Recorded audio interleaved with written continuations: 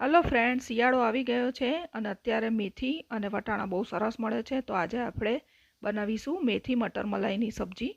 તેના માટે આપણે એક પેસ્ટ બનાવવાની છે. તેના માટે મિક્સર જારમાં 2 મીડિયમ સાઇઝના ટામેટાં લેવાના છે, 2 લીલા મરચાં લેવાના છે, આદુનો ટુકડો લેવાનો છે અને 8 થી 9 લસણની કળી લેવાની છે. 7 થી 8 કાજુને પલાળીને રાખ્યા હતા તે લેવાના છે. થોડી વાર જ પલાળવાના છે તેને. હવે ઢાંકીને તેની પેસ્ટ બનાવી લેવાની છે. હવે તેની પેસ્ટ રેડી થઈ ગઈ છે. હવે આપણે 2 કપ મેથી લીધી છે અને 1 કપ વટાણા લીધા છે. હવે આપણે 2 ટેબલસ્પૂન ઘી લીધું છે.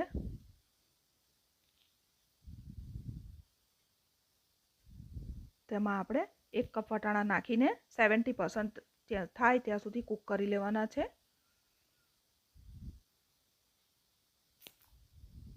થોડું મીઠું નાખી દેવાનું છે.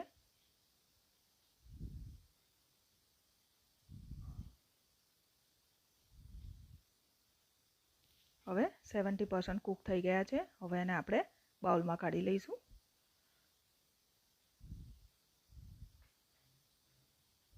હવે એ જ પેનમાં આપણે મેથી લેવાની છે. મેથીને પણ એ રીતે જ આપણે સાંતળી લેવાની છે. 1 કે 2 મિનિટમાં જ મેથી સંતળાઈ જશે બરાબર. હવે થઈ ગઈ છે આપણી મેથી.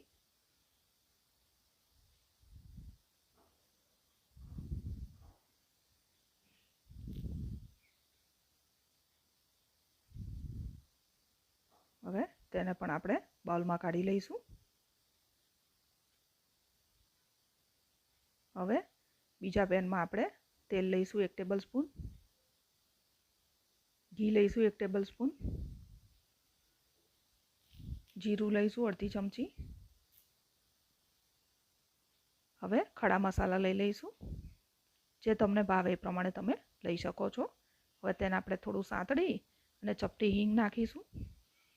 2 મીડિયમ સાઇઝની ડુંગળી ઝીણી સમારેલી છે તે લઈ લઈશું. તેને સાંતળી લેવાની છે.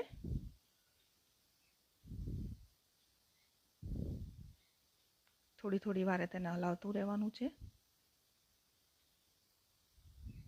હવે અડધી ચમચી હળદર, 1.5 ટેબલસ્પૂન લાલ મરચું, 1.5 ટેબલસ્પૂન ધાણા જીરું, મીઠું નાખીને તેને મિક્સ કરી લેવાનું છે. મીઠું ડુંગળીના માપનું જ લેવાનું છે, વધારે મીઠું લેવાનું નથી. હવે આપણે જે પેસ્ટ બનાવી હતી તે લઈ લઈશું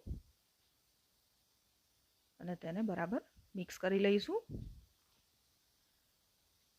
હવે આપણી પેસ્ટ મિક્સ થઈ ગઈ છે.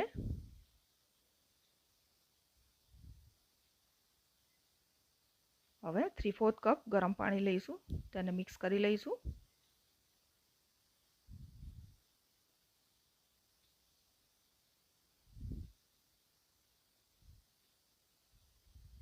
હવે તેને ઢાંકીને ઘી છૂટું પડે ત્યાં સુધી થવા દેવાનું છે. જો તમે જોઈ શકો છો પેસ્ટ તૈયાર થઈ ગઈ છે.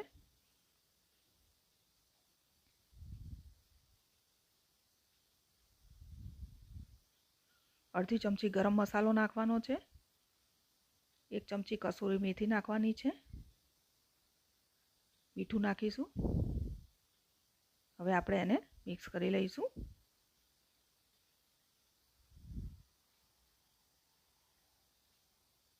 હવે મિક્સ થઈ ગયું છે. હવે વટાણા અને મેથી જે આપણે ઘીમાં શેકેલા હતા તે લઈ લઈશું. હવે એને મિક્સ કરી લેવાનું છે.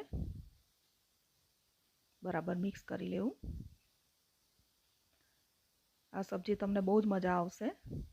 રોટલા કે ભાખરી કે પરાઠા કોઈની બી સાથે તમે ખાઈ શકો છો. બહુ ટેસ્ટી સબ્જી બને છે આ.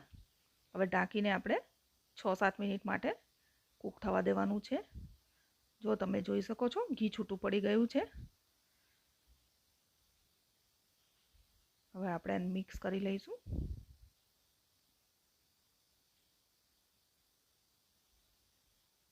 હવે તેમાં 2 ટેબલસ્પૂન મલાઈ લઈ લઈશું.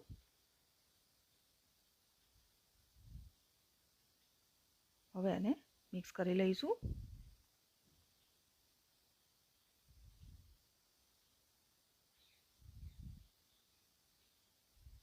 મલાઈ નાખ્યા પછી વધારે કૂક કરવાનું નથી. મલાઈ નાખી અને 1 મિનિટ કૂક કરીને પછી ગેસ બંધ કરી દેવાનો છે. હવે આપણે એને બાઉલમાં કાઢી લઈશું અને ભાખરી સાથે એન્જોય કરો. બહુ જ ટેસ્ટી સબ્જી છે. જરૂરથી ટ્રાય કરજો અને અમારી ચેનલને સબસ્ક્રાઈબ કરી દેજો.